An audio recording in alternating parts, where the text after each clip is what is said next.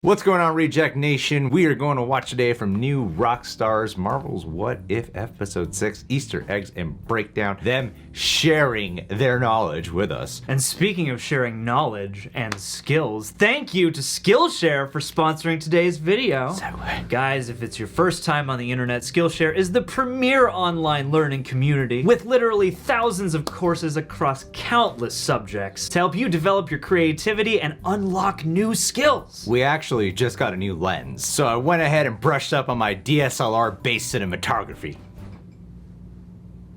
You didn't take the class. With Justin Bridges' Fundamentals of DSLR Photography course. It was a great way for me to refresh my knowledge of the basics of exposure. You know, like aperture, ISO, and shutter speed, things I know offhand. Oh yeah? Did you also learn about working with DSLRs in the studio setting as well as outdoors? Let me check.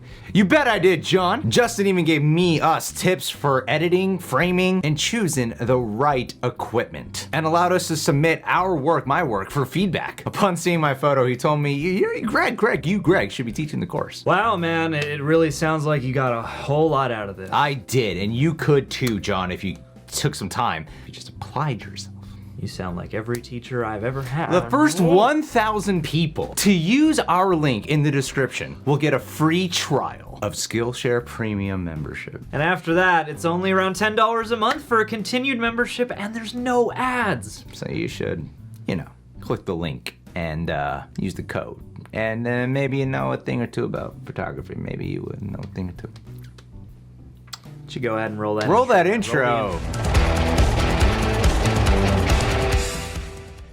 Change your clothes, what do you know? Let's go. Welcome back to New Rockstars. It's me, MT, and this is a breakdown of episode 6 of What If, where Black Panther fans... We're not watching this. Wow. No, Where's Voss? Just kidding. MT rocks, man. Go watch their rogue theories and also their instant reactions for Marvel's What If. Yeah, I know who you are, MT. And I love you, buddy. Why don't you follow me on social media? It hurts my feelings. Given the treat of the return of Michael B. Jordan's Killmonger to the MCU in a scenario where Killmonger was the one to save Tony Stark in Afghanistan rather than Tony being saved by a box of scraps, like a normal person. But let us go ahead and get into all those neat little Easter eggs and things that you could have missed from this Iron Man-ass Black Panther crossover episode, shall we, my beautiful nerd babies? I think we shall. And right off the bat, we start off the episode with Uatu the Watcher stating, "Every journey has a beginning," and Jeffrey writes, "Deeply mysterious, sultry voice that his mama gave him." Before we watch The Watcher, watch over the very beginnings of our journey through the MCU through the recreation of the very same opening shots from Iron Man 1 from right before Tony Stark's military convoy is attacked in the Kunar province of Afghanistan, with a few exceptions here and there. Like how the soldier named Jimmy who asks Tony for a picture holds up a camera in What If, but in the movie, he doesn't grab his camera until after Tony says it's okay. And also how the bullet holes that end up murdering poor soldier Jimmy shortly after are slightly different than in live action. Like it has a different spread. And I've got to say it, but there is a glaringly apparent lack of both AC/DC's Back in Black and references to MySpace.com like we got in the live action movie, which is rude. Tom was your friend too, Marvel. Tom was your friend too. Everyone's and after friend. Tony does a skedaddle out of the convoy, we do notice that animated Tony uses a flip phone while RDJ kept that sidekick thing on him. Because how else is he going to replace Terrence Howard Rhody with Don Cheadle Rhody in his MySpace top 5? Exactly. There's no other way. God, Iron Man 1 is basically a period piece now. And then this leads us to our major Nexus event of the episode. Erik Killmonger yeeting the missile that would have embedded shrapnel into Tony Stark's body, forcing Tony to develop a miniaturized arc reactor and the first Iron Man suit to save his own life. But I will say though, is if we're pointing out big detailed differences here. In Iron Man 1, by the time they get to that shot of the Stark Industries missile, the missile would have gone off by the time Killmonger grabbed it with his hand. It would have exploded in his hand if we were following in the same timing of the device. Because that did pop up and I'm like, wasn't that blown off his hand by now? Because I remember that opening scene so well. While we're doing a compare and contrast, that's something I just wanted to contribute to this when you've already pointed out a gazillion things I did not notice. Great job, MT! In the game. Killmonger's theme music from the Black Panther score plays in the background while Killmonger shoots and murders a ton of off-screen Ten Rings terrorists like this bitch had aimbot installed in his cranium. And I think that these animated movements could have been an intentional callback to that time where Everett Ross describes Killmonger's time in Afghanistan in Black Panther 1. joined the SEALs, and went straight to Afghanistan, where he wrapped up confirmed kills like it was a video game. Oh, yeah. I can see that, yeah. As he helps him up, because I believe that this shot is supposed to reflect a Spartan handshake, you know, to represent the new alliance/bond that these two now have together. And I also really love how we get to see Killmonger say that his name is a nickname in Afghanistan after Everett Ross alluded to him getting the nickname in Afghanistan in Black Panther 1. Oh, so that's it's cool neat. to see that period where that Continuity. name is like fresh because he just got it. And after the Watcher watches the beginnings of this very unfortunate new relationship, we get animated shots of the three most iconic moments of Tony Stark's journey as a hero in, you know, the good universe. The forging of the first Iron Man mask in the cave, the formation of the Avengers in New York, and finally, his final sacrifice in Avengers Endgame. And I especially love how when Uatu says the word forge, that we do get the shot of animated Tony forging his suit. However, in this instance, when he's banging on the box of Scrappy mask in What If, I did notice that Tony's box of Scrappy reactor in his chest glows a lot brighter and wider than Robert Downey Jr.'s more subtle reactor in the movie. And also, this animated Tony doesn't seem to have the glow of a fire source coming from the right side of the frame like RDJ does in the movie. And also, while the iconic Avengers pan from the movie, of course, starts off with Hulk screaming at us at the camera in Avengers 1,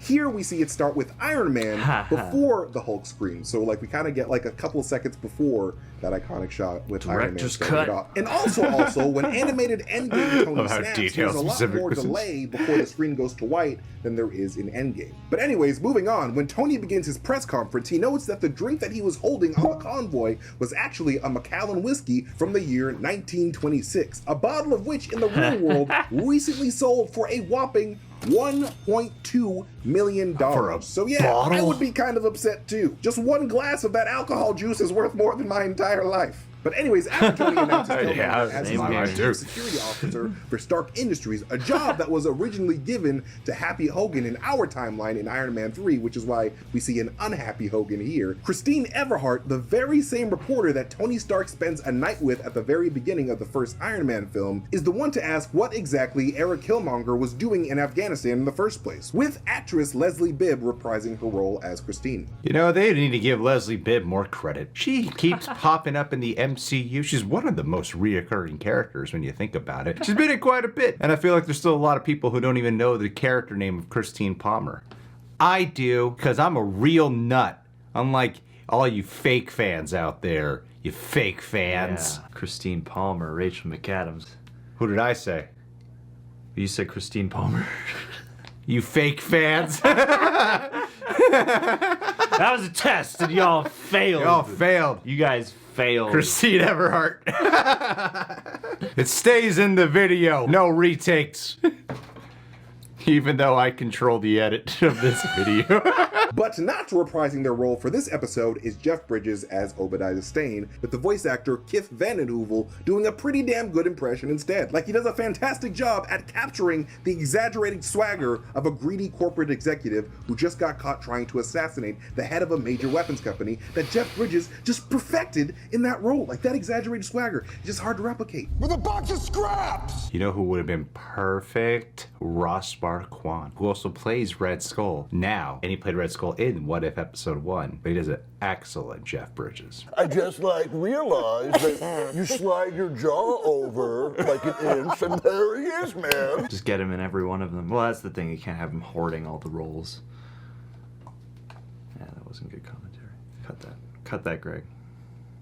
Not now. And I freaking love this Monger matchup here with the Killmonger having taken down the Ironmonger by dropping all of Stane's 10 Rings tea online Black Widow style. You know, because Black Widow did that at the end of Winter Soldier like a boss.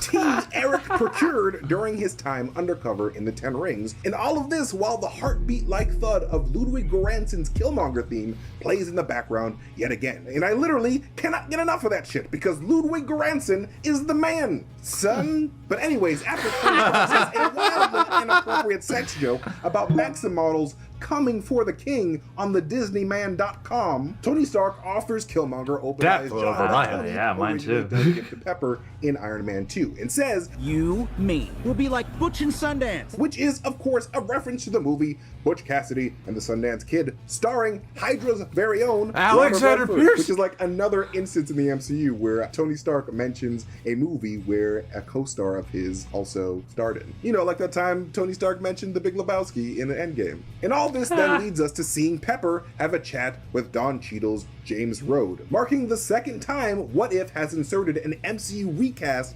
into their acting predecessor's MCU time period, with the first instance being Mark Ruffalo's yeah! head replacing Edward Norton. They should have brought Terrence Howard back. I feel like that would be wonderfully awkward. That would be amazingly awkward. Somebody made a poster online of Terrence Howard's likeness in the War Machine suit, and it was like, what if Terrence Howard secured the bag? Oh, And man. it was like, yeah, I kind of want to see that. That flew over my head. Did you notice? You didn't point it I out. didn't point it out. You didn't No, I point it out. So should've. how do we know you're telling the truth now, John? I could be lying. Not that I don't think about Terrence Howard every day, though. Every single time I see Don Cheadle and anything. Terrence Howard, Justin Terrence. And later, when Tony and Killmonger hang out in Tony's Iron Man 1 garage, Killmonger picks up a portable version of the Jericho missile that Tony Stark was apparently working on even before he originally demonstrated the real thing in Afghanistan. And like the design of it kind of reminds me of how S.H.I.E.L.D. miniaturized the Asgardian destroyer armor in Avengers 1. You know, the same gun that Coulson shoots Loki with before he dies like a badass. Good if I'm point. gonna Good go, I correlation. want to go shooting an Asgardian asshole. And then shortly after, Killmonger quotes Howard Stark's line, That's right. Peace means having a bigger stick than the other guy. My old man had a philosophy. Peace means having a bigger stick than the other guy. And when Erik tells Tony that his dad was killed by gang violence, we already know that Michael B. Lion seen his dad get murdered by King T'Chaka in Black Panther 1. And Killmonger knew that his father was murdered by Panther Claws. I found my daddy with Panther claws in his chest. And also, can we please talk about how Tony already had access to MIT's doctoral thesis database when pulling up Killmonger's plans for the Liberator mechs? Because this definitely feels like both a reference to Tony Stark's affinity for MIT that we see in Civil War, but it also makes me feel that maybe, just maybe, we'll find out that Tony Stark was well aware of Riri Williams' genius before he passed away in Endgame when we see Riri at MIT in Wakanda Forever and her Interesting. Ironheart series. I'm starting to get this weird vibe that Tony has been looking for a protege this entire time, which is why he's so readily accepting Killmonger as his like pseudo son, because Peter Parker at this age is just a young boy. Like, we haven't seen him yet in Iron Man 2, about to get shot by those hammer drones. I actually really do like that idea of Tony Stark has. I mean, that seems like it's already been planted in here already, that he has been looking for a protege to a certain extent, but it would just make for a better transition when it comes to Ironheart. I mean, I don't think Robert Downey would return for a cameo, but, you know, there'd probably be something of he left behind some message as Don Cheadle talks to him. Yeah, there's something he left that suggests his presence, but he doesn't have to show up to actually sell. Yeah, exactly. But yeah, that would be a cool detail of like, oh, okay, like, and that'll lend credence to Spider-Man Homecoming and all that stuff too. I think that's a cool idea. But anyways, moving on, this anime Gundam-inspired design of Eric's Wakanda liberating liberators was 100% inspired by actor Michael B. Jordan's deep love for the anime medium. You know, much like the design for Killmonger's entire outfit in Black Panther was revealed to have been designed with Vegeta from Dragon Ball Z in mind. Oh, no way. Never knew that. Which then kicks us off into a building montage with Tony and Erik, akin to the montage that we get in Iron Man 1 when Tony was first building his Mark II armor. You know, this must be so cool for Michael B. Jordan if he is that big of an anime fan. It must be so awesome for him for his, like, MCU character to get this animated treatment. I know it's not the same as anime, but still, it's pretty cool to go into the animated format with that, you know? He brings anime creatures or machinery into the MCU. And his VO work was awesome in here. VO stands for voiceover work. I know a lot of you guys might not know that due to your limited capacity of knowledge, but I'm here to educate you and give you the better details that you might not know. Most people will get that sarcasm. Those who don't know what VO stands for will feel offended, as you should.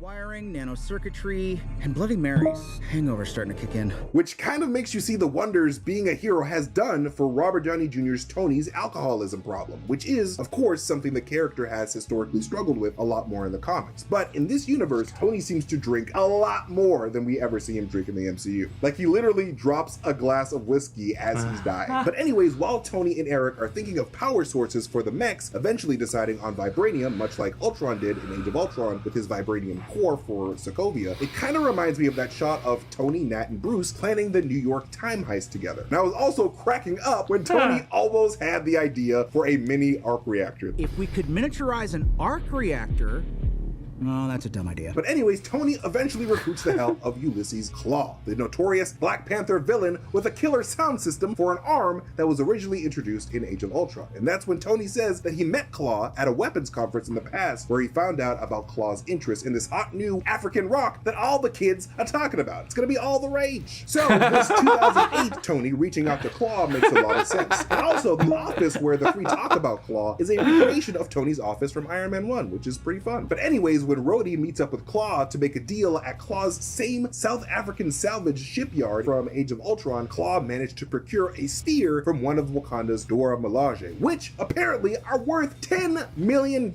a pop. So, needless to say, Johnny Mayonnaise experienced the world's most expensive ass beating in Falcon and the Winter Soldier. Goddamn. $10 million is pretty low, all things considered. I know. For how Freaking that rare. bottle of alcohol they mentioned was of 1.2 million. I know. So it's 10 of those bottles? But you gotta probably kill a Dora Milaje in order to get the spear in the first place, which seemed like a way bigger than a $10 million job to begin with. It should be like $100 million. Yeah, I would expect it to be a lot more money, especially considering how it literally takes out the Gundam that. Yeah, they like seem like they have infinite uses against organic machine anything. You can melt it down and turn it into other stuff. Like, yeah, it's the most valuable resource on Earth. But anyway, speaking of ass beatings, T'Challa, of course, gave a whole helping to Klaue's unfortunate partners in crime from the shadows, harkening back to that initial stealth scene of T'Challa stalking that convoy in the jungle in Black Panther. But unfortunately, you can see what's going on in this T'Challa was, both him and his MCU brother were killed by the hand of another MCU brother, a hand that was holding a new version of the Stark Industries sonic taser that, if you remember from Iron Man 1, was used by Obadiah Stane on more than one occasion. Like, I'm actually starting to wonder if Ulysses Klaue's arm in the MCU is based off of this sonic taser technology. And also, T'Challa dying by the hands of a sonic weapon at Klaue's place is definitely an allusion towards T'Challa's many dealings with the sonic-powered Klaue in the comics. Because in the comics, Klaue is essentially Black Panther's Joker. Like, that is his nemesis. But anyways, moving on, when T'Challa's body is being escorted by the Dora Milaje, the words Wakanda Forever can be seen written on his casket in the native Wakandan language, which of course serves as a soft tribute to the late Chadwick Boseman. But anyways, when Tony is confronting Killmonger about the murder of his best friend Rhody, he pulls up a holographic model of the murder scene. If you remember, Tony also does this in Iron Man 3 when he recreates the sites of all the Mandarin bombings to play detective. But something I find really interesting after Erik kills Tony is the relationship between Killmonger and General Ross, because it kind of seems to mirror the relationship that T'Challa had with his military Ross, because he had Everett Ross, and now Killmonger has asshole Ross. Not as fun as Everett. Everett's a nice guy. So many Wakandan shenanigans to be done with a white Ross, let me tell you. Grab a white Ross today. But anyways, when Killmonger and Klaue arrive at Wakanda's doorstep, the last thing Klaue learns before he is shot is that he's been working with a Wakandan this entire time. The same Wakandans that he thinks are savages.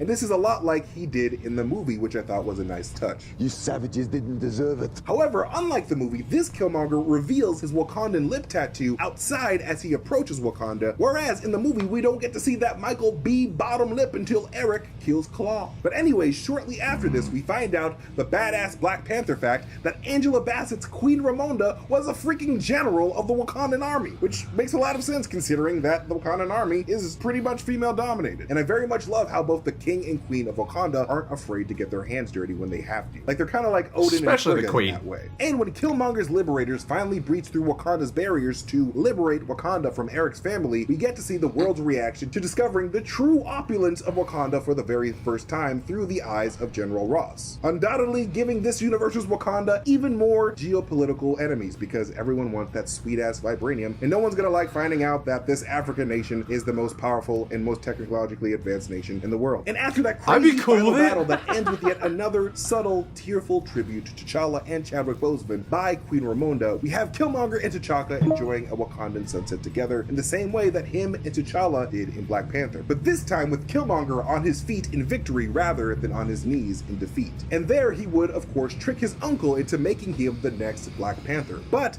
instead of seeing his father in the ancestral plane, Killmonger has a contentious conversation with his cousin T'Challa instead. And man, I don't know about you, but seeing Chadwick Boseman as a Panther on that Panther tree hit me where I live, man, because it's really wild to think that Chadwick recorded this scene while going through all of that pain that he was going through himself. So rest in peace, Chadwick Boseman. We really appreciate everything that you've done. And of course, the episode ends with Shuri and Pepper, the only smart people in this universe apparently, meeting up to potentially do something about their Killmonger problem. But not before Ross notes that they're ready to launch a bunch of Tony's crazy powerful Jericho missiles at Wakanda. I'm not sure what's going to happen next, but it's for sure going to be some messy shit. Though I do secretly hope that Shuri and Pepper team up to make Wakandan Iron Man suits, because let's be real, making an Iron Man suit kind of science fair ass shit for Shuri. And Iron Man suits do not exist in this universe, so it'd be really cool to see Shuri come up with the idea for the Iron Man concept. This is something that I really liked about this episode. A lot of people have been saying that they think this one's kind of pointless because they expected Killmonger to have a character change or something because they're dealing with an alternate universe take. I really like the fact that this is pretty much Killmonger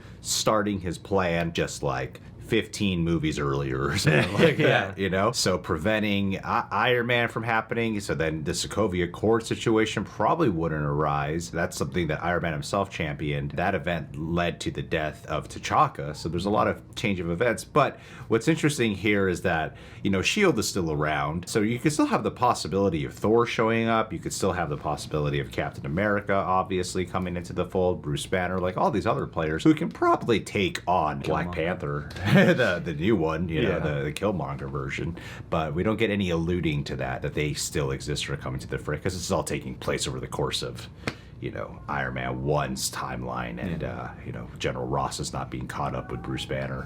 He's being caught up here, it's just gonna be Shuri and Pepper, and they're gonna be the new saviors of the world. None of those other heroes are gonna arise at all. Anyways, thank you guys so much for watching this video. You can follow me at Mastertainment on Twitter if you want to see me tweet some weird shit, but most importantly, please follow New Rockstars on Twitter and YouTube. And when you do on YouTube, make sure to hit that notification bell so you can get notifications whenever we upload a video. Please go to newrockstarsmerch.com to pick up our really awesome shirts like the Shang-Chi Morris shirt that everyone is really digging. Everyone's really loving it. So pick one up today before it disappears forever. All right, thank you so much for watching, and I will see you guys later. Goodbye. The whole reason Morris exists is to sell. You guys are capitalizing on all the right stuff. Guys, subscribe to New Rockstars if you haven't done so already. MT, amazing job as always. Glad to see you taking over the breakdown for this one, my friend. Or are we friends? So don't follow me on social. Wow, MT, how could you? Door's wide open, buddy. The door To my we got in the video. Hey, thanks to who sponsors this video? To Skillshare. Thanks. Get your membership. And hey, we're done.